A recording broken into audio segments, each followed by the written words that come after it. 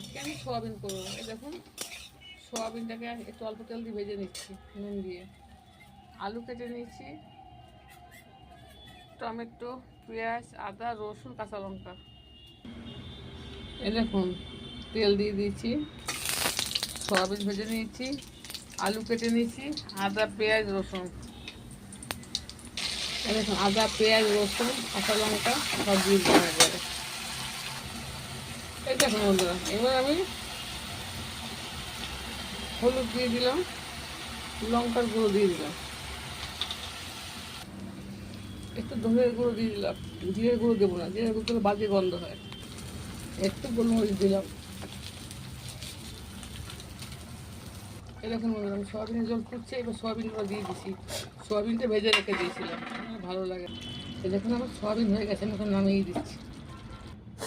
এই দেখুন আমার সোয়াবিন রান্না করা হয়ে গেছে, কষা কষা, কত সুন্দর হয়েছে দেখতে।